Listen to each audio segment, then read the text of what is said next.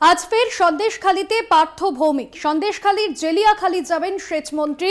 প্রতিদিনই সন্দেশখালী যাবে তৃণমূলের প্রতিনিধি দল। পরিস্থিতি নিয়ন্ত্রণে আনতে শাসক দলের নেতৃত্বদের সন্দেশখালী সফর। গতকাল আমরা দেখেছিলাম যে সুজিত বসু, পার্থ ভৌমিক তারা সন্দেশখালীতে যান। আগে ধামাখালীতে বিশেষ বৈঠক হয় তৃণমূলের তরফে এবং তারপর সন্দেশখালীতে গিয়ে গ্রামবাসীদের কথা শোনেন। আজও সেচমন্ত্রী সন্দেশখালী যাবেন এবং পরিস্থিতি পর্যবেক্ষণ করবেন। স্বাভাবিক ছন্দে ফিরছে ধীরে ধীরে সন্দেশখালী।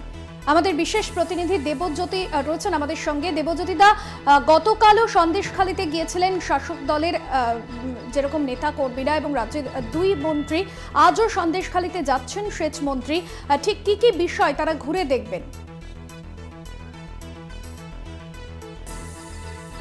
তৃণমূল কংগ্রেসের যে দুজন নেতৃত্ব গেছিলেন তাদের কাছে উঠে এসেছিল, সেই পরিস্থিতি আরো বেশ কিছুটা ক্ষতি দেখতেই আজকে পার্থ ভৌমিক তিনি সন্দেশখালী যাচ্ছেন এবং সন্দেশখালীতে যে এলাকাগুলোতে বিক্ষোভ হচ্ছে সেই এলাকার স্থানীয় মানুষদের সঙ্গে কথা বলবেন।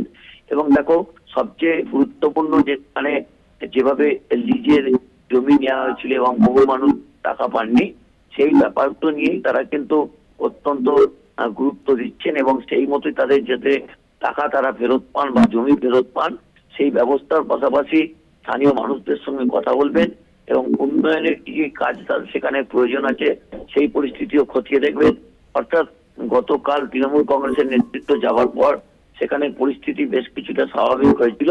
সেই জন্য তৃণমূল নেতৃত্ব যে পর্যবেক্ষণ করেছেন যে সাধারণ মানুষের সঙ্গে থেকে এবং সাধারণ মানুষের সঙ্গে কথা বলে সমস্যার সমাধান করা সম্ভব এবং সেই মতোই রাজ্য নেতৃত্বের নির্দেশে আজও পার্থ ভৌমিক যাচ্ছেন।